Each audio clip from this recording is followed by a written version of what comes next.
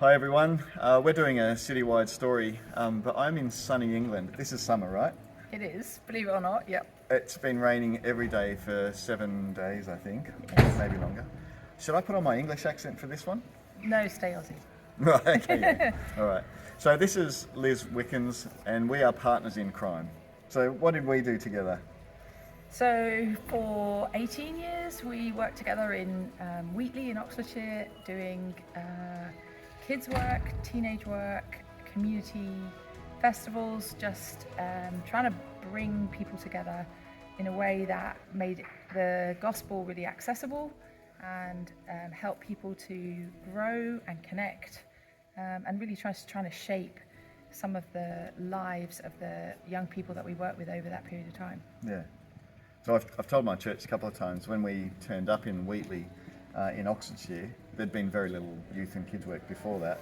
So we started a couple of summer clubs, but very quickly it became one of the big events of the year.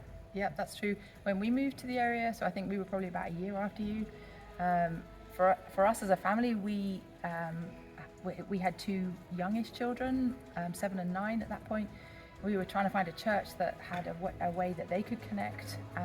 And in our village where we lived, there really wasn't one, but the saving grace was really the work that was being done with the summer clubs and then the spin-offs that came out of that.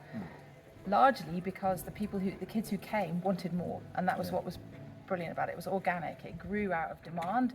We as a family benefited, and I had a way into community and network, getting to know people, but also just watching the whole community benefit from what was going on. We started with summer clubs, but meeting our kids once a year just wasn't enough.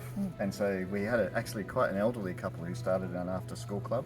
Did that for a couple of years with your help as well, and then that just grew as well until I think there were about 15% of the school coming to our after school and the club. school asking us, like, giving us priority over other bookings, giving us really good rates. The Church of England primary school, but not a Christian head teacher, but really valuing what they saw, the values-based caring and teaching that we were doing with those kids fitted so beautifully into the school's ethos.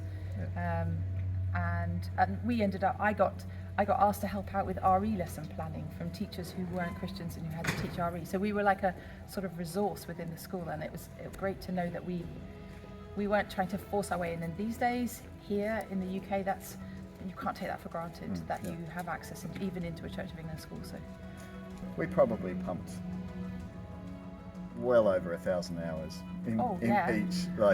into this ministry. What's the benefit? And probably the best way to share the benefit is tracking through a few of the stories. One young lady now, Chloe, from a girl who, when I first met her as a young 10, 11-year-old, would have kind of barely said 2 words, to a girl who could stand on a platform and hold a whole room of 150 kids, laughing,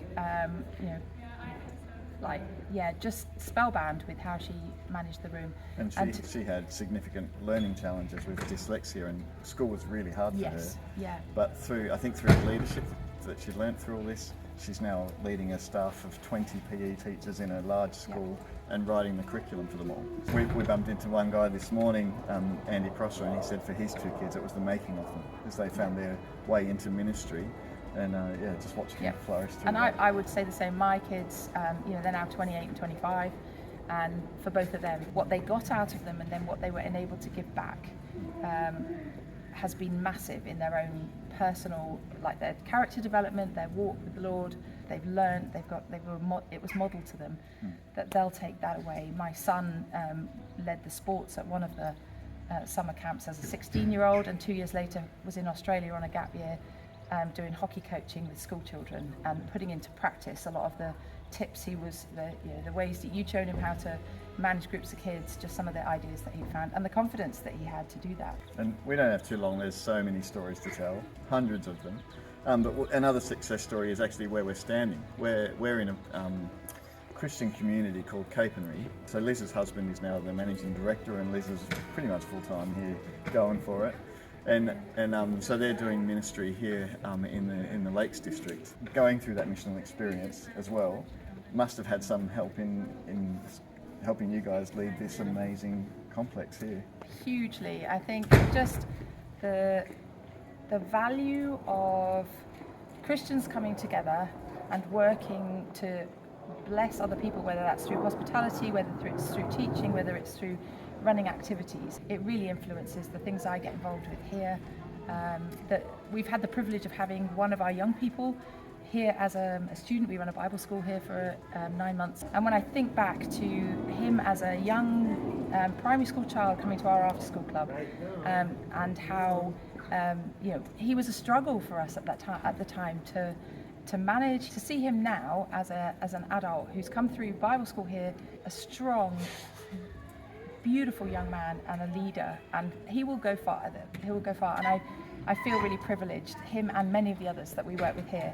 It's the privilege of seeing them at a really crucial point in their young adult lives, and knowing that how you work with them, how you live your life in front of them, and in community you're 24/7. You can't get away with a fake persona.